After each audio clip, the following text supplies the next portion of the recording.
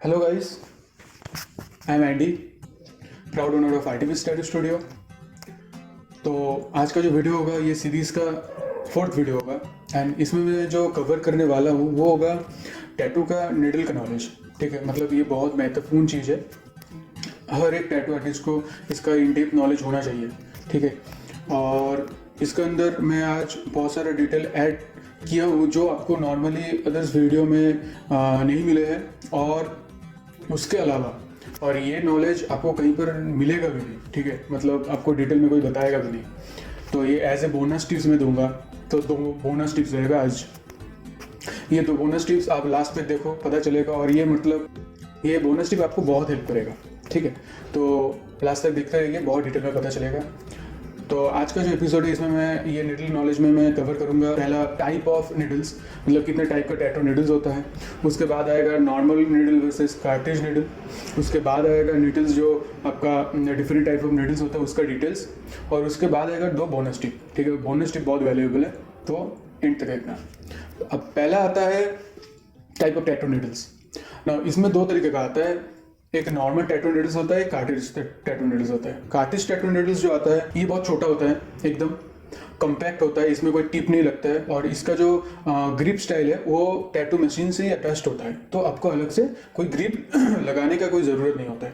और जो normal needle होता है वो आप तो देख ही चुके हैं, ये हर मशीन में लगता है, और इसके लिए वो आपको नॉर्मल ग्रिप मिल जाएगा। तो वो ग्रिप के साथ टिप अटैच करके आपको ये नॉर्मल ट्रेडिशनल जो टैटू निडल होता है इसको यूज़ करना पड़ता है।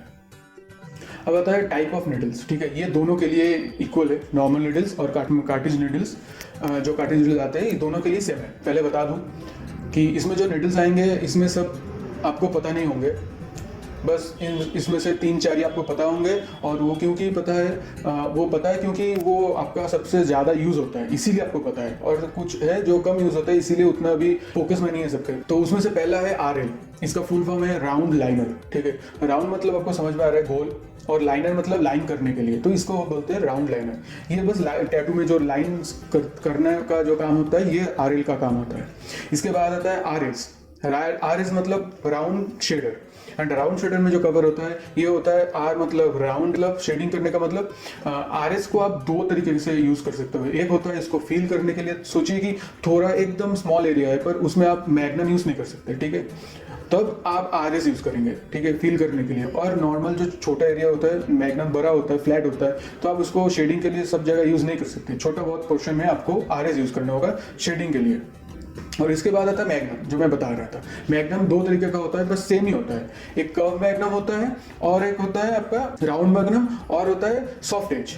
ठीक है, curve magnum and round magnum same चीज है, और कुछ कुछ कंपनी इसको घुमा के मार्केटिंग करते हैं सॉफ्ट एज बोल के, तो वो सेम ऐसे ही होता है। मतलब जैसे उंगली होता है हम लोगों का, दोनों साइड का छोटा है और बीच का बड़ा, तो वो राउंड जैसे होता है, ऐसा हब से राउंड जैसा।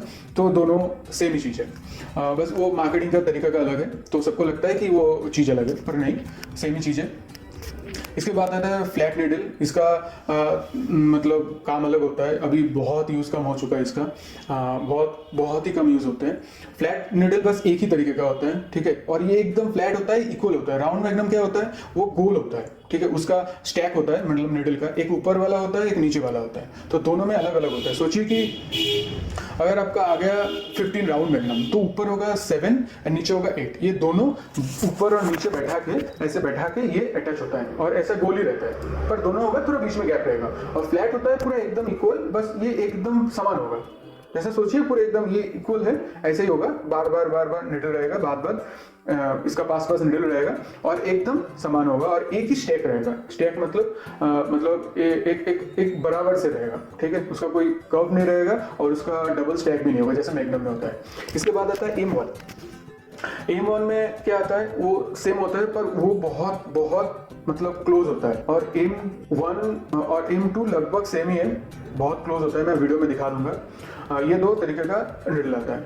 और M1 M2 बहुत ही कम यूज़ होता है अभी, और नॉर्मली सबको ही वो राउंड मैग्नम ही यूज़ करते हैं और राउंड लाइनर यूज़ करते हैं। जिसको पता है उसका एप्लीकेशन राउंड शेडर का, वही यूज़ करते हैं राउंड शेडर। इसके अलावा फ्लैट का इस्तेमाल बहुत ही कम हो चुका है, और M1 M2 का इस्तेमाल भी बहुत कम हो चुका है, तो ये इतना चर्चे में नहीं होता है। इसके बाद आता है साइज़ का। सभी का होता है मतलब नॉर्मल 1 RL से शुरू होता है, सब मैग्नम नॉर्मली शुरू होता है 7 9 से, 5 का भी होता है, पर वो नॉर्मली जो मतलब सबका यूजफुल होता है वो 9 से शुरू होता है। तो मैं RL से पूरा इंटेक बता देता हूँ। फ्लैट एज है आपका type needle M1 and M2 का मैं बारे में अभी बताना नहीं चाहता हूँ, क्योंकि वो अभी बहुत ही कम यूज़ होने वाला है होता है, और इसका कोई महत्वपूर्ण नहीं है इस वीडियो में। तो मैं जो मैक्सिमम कवर होता है उसी का बारे में बता देता हूँ, नहीं तो वीडियो बहुत लॉन्ग हो जाएगा। 1 RL से शुरू होकर 20-22 तक भी होता है, पर नॉर्मली यूज़ होता है वही 14 तक ही नॉर्मली यूज़ होता है। सबसे ज़्यादा यूज़ होता है 7, 5, 7, 9 RL एंड इधर होता है 11, 14 RL, तो इससे सबसे ज़्यादा यूज़ होता है। और इसके बाद आता है शेडर। शेडर में भी सेम होता है, 5 शेडर होता है, 7 शेडर होता है, 9 शेडर होता है। इसका मतलब वो जो एक निडल मिला के ये टोटल होता है। तो अगर 9 RL हो तो इसमें 9 निडल्स रहेंगे और पूल मिला के होगा 9 RL, ठीक है। तो इसको कहते हैं एक निडल का टोटल फुल ऑफ सेट। तो ये टोटल मिला के होता है एक सेट, तो इसको टोटल बोलते हैं, इसीलिए 0-9 RL। और इसके पहले जो बैठता है 0-8, 0-10, 0-12 वो मैं भी बताऊंगा अभी थोड़ी देर में। अब होता है आपका RS हो गया, मैग्नम आता है। अब मैग्नम अभी सेम होता है आपका, ये लगभग 5, 7, 9, 11, 13, 15, 17, 19, 21 ऐसा मैग्नम होता है। और इसको मतलब लार्जली जो इसमें से यूज होता है उसमें मैक्सिमम आता है 9 और 7, और ऊपर होता है आपका लगभग 13 और 15। ये मैग्नम सबसे ज़्यादा यूज होता है। कौन सा वाला मैग्नम सबसे ज़्यादा यूज़ करते हो, कौन सा वाला निडल टाइप ज़्यादा यूज़ करते हो, आप कमेंट में बताओ, तो पता चलेगा सबको कि सबसे ज़्यादा यूज़ होने वाला निडल्स कौन सा है। और इसके बाद आता है आपका best all type of needles. मतलब सब आर्टिस्ट का एक फेवरेट स्पॉट होता है जहाँ पर वो आर्टिस्ट कुछ सिलेक्टेड नीडल्स ही रखते हैं और इसको सभी काम में यूज़ करते हैं, ठीक है।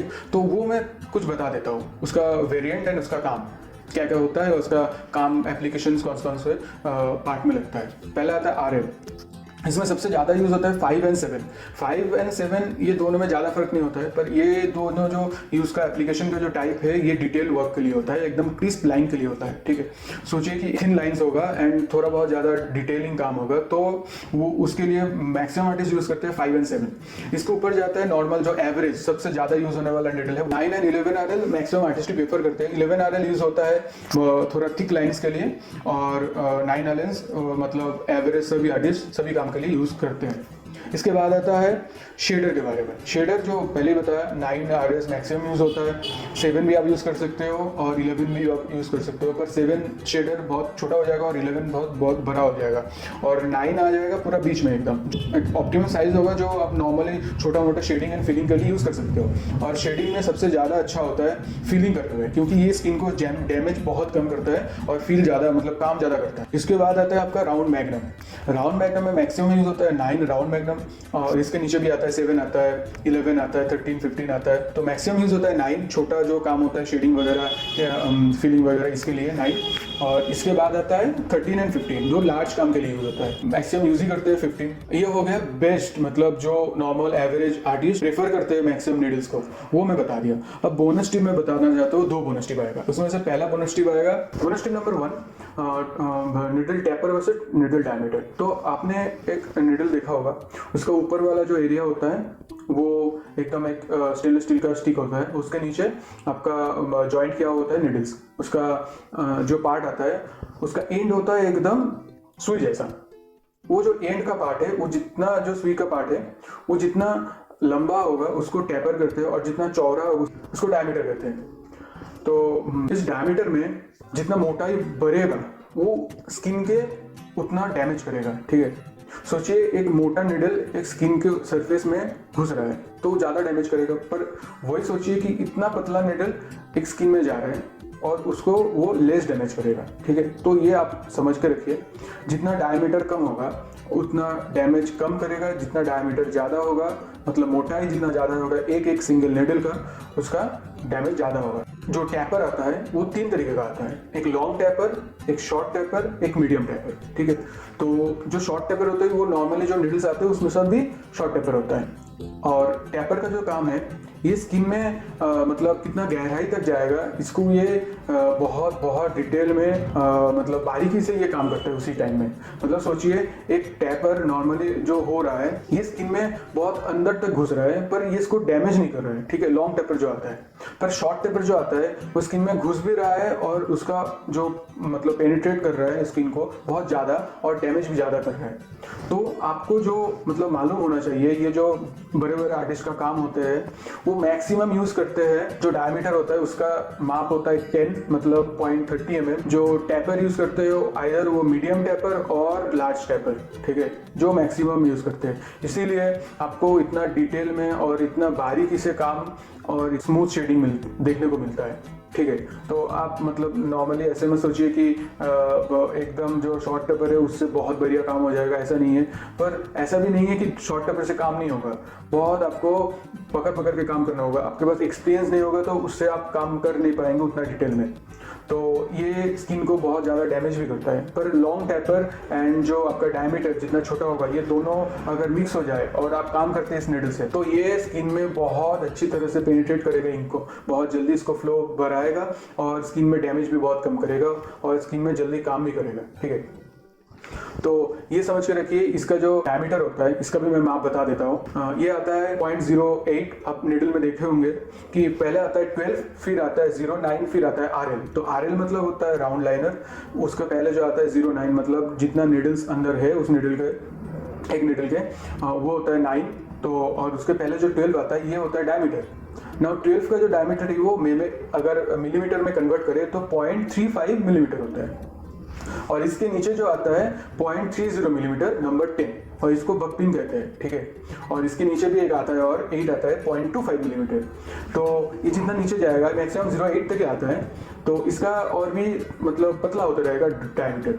तो ये काम बहुत बारीकी से करेगा, ठीक है। ये बहुत बहुत इन डेप्थ नॉलेज है जो आपको बहुत ही ज़्यादा हेल्प करेगा।